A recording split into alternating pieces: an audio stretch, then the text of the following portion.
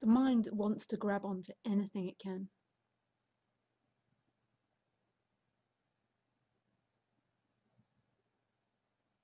If you want to call it the ego, the ego.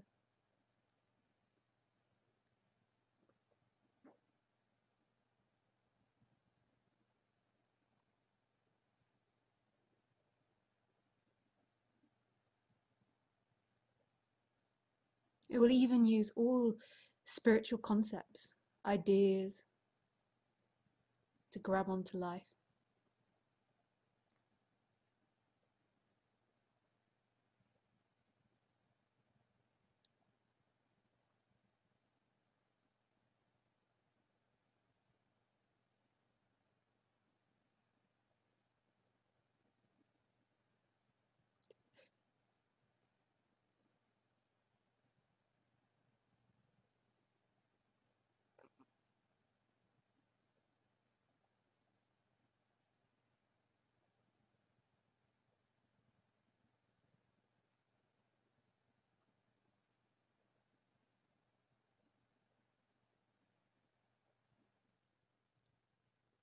And concepts are great to break concepts. Ramana Maharshi used to say, use one thorn to dig out the other thorn, then you throw this thorn away.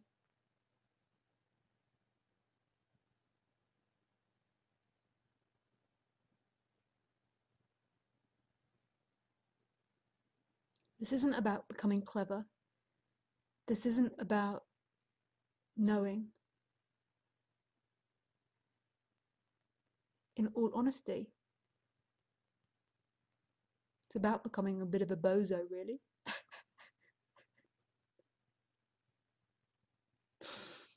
About becoming a fool. Or a bit of an idiot.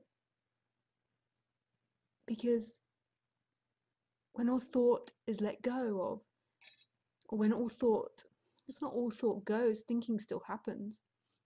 But when the attachment to the thoughts, when they're not taken as serious anymore, they're just taken for what they are as thought. What is there to know? There is just this moment. There's just awareness. And life is just happening. And there's no intellectual ideas or commentary on life. It's just simply this. You're just simply watching life happening. And thinking in that life happening can be used. You need to work out a sum. You need to think about what you're going to say to somebody or something like this. But it's not your interpretation of the world anymore. The interpretation of the world goes, and the just is this, just watching what's happening.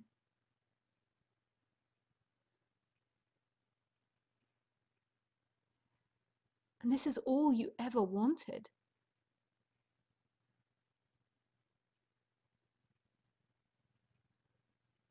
But people get into this subject, especially non-duality, and they want to stay in that mind activity. They want to stay in the intellectual debates.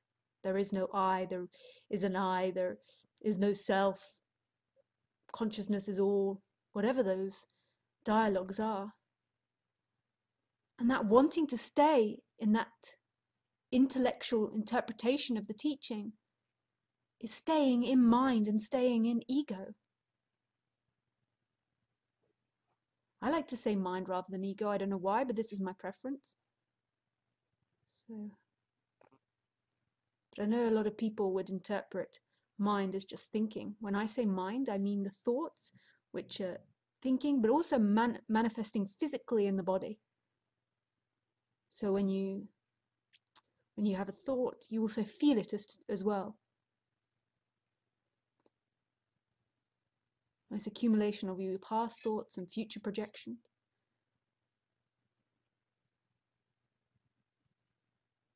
But anyway, back onto the subject of being an idiot.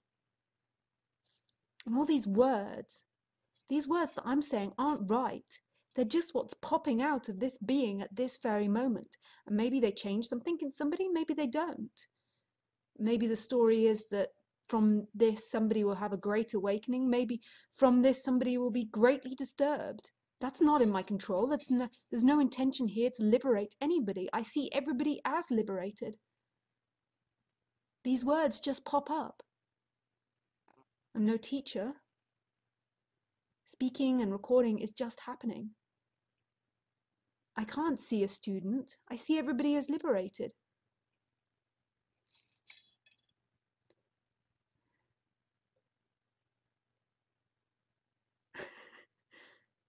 You become the stupid lover. You're in love with everything for no reason. You're not in love with something because it gives you something, because it's done something for you. You're in love with something because it is, not because of some intellectual interpretation of the situation, because it is. You're in love with what's happening, always, even if what's happening is supposedly to the ego or to the mind terrible. Even if it's watching a kangaroo die, you're still in love with it. Not that you might not have the urge to go and help the kangaroo or do some energy work to make it easier for the kangaroo. But everything that's happening, you're divinely in love with for no reason other than it is. It's only the mind, it's only the ego that ever tells you there's something wrong. And how do we know this? Because it's something we think, and we feel like we feel it too, because the thought then manifests as a feeling. So, oh, this is wrong, this shouldn't be happening.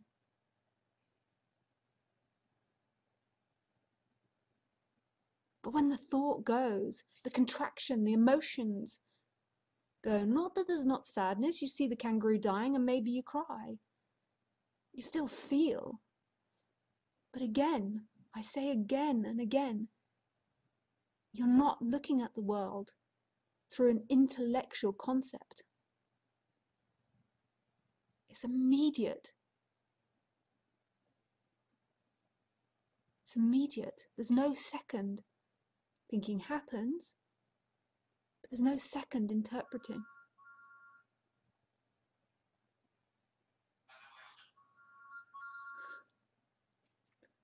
It's my phone going, I don't know if you can hear it. Saying, Anna Weldon.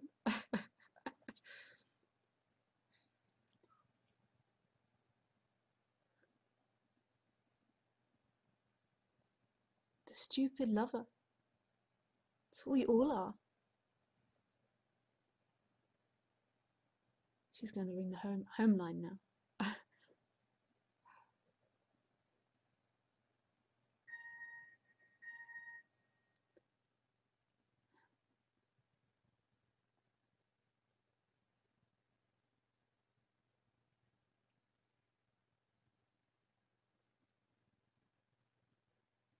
There is nothing to suffer about.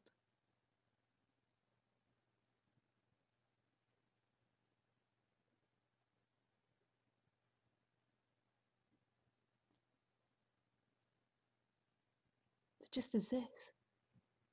What's happening? And it's not that intellectual concepts won't come up to remove thorns, or that all this beautiful spirituality won't happen. I love it. I actually see it on the internet and I think, how beautiful. Reiki, Chinese medicine, people even arguing about non-duality. Sometimes I laugh a lot at that, but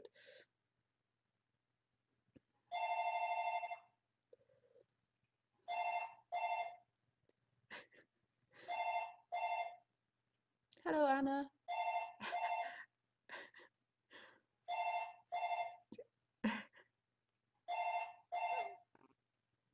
Isn't that fantastic that my phone can tell me who's calling out aloud?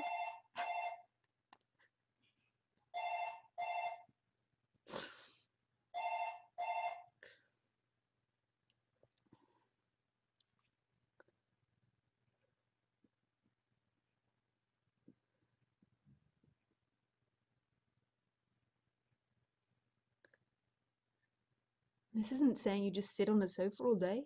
Action happens. Saving the planet might happen. I'm not saying it's right or wrong, because that would be another thought. It just is. It's when you attach to, this is the right way. This is right. That's when it's egoic. I was with a lady at work the other day who was a clairvoyant, and all afternoon she was having readings for me, and it was beautiful. There was stuff coming out. It was beautiful. This moment rejects nothing. Might walk away from situations.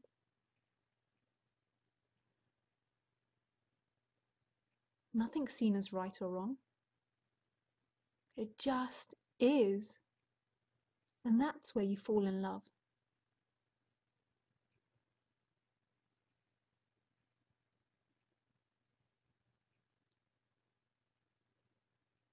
Anyway, I shall go and call Anna well done back.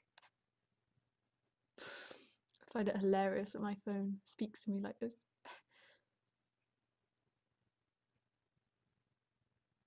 I mean, isn't it amazing? All of this.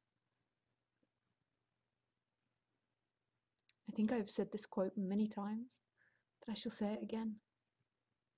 We spend our whole life searching for the miracle. And what we fail to realize is life is the miracle. All of it.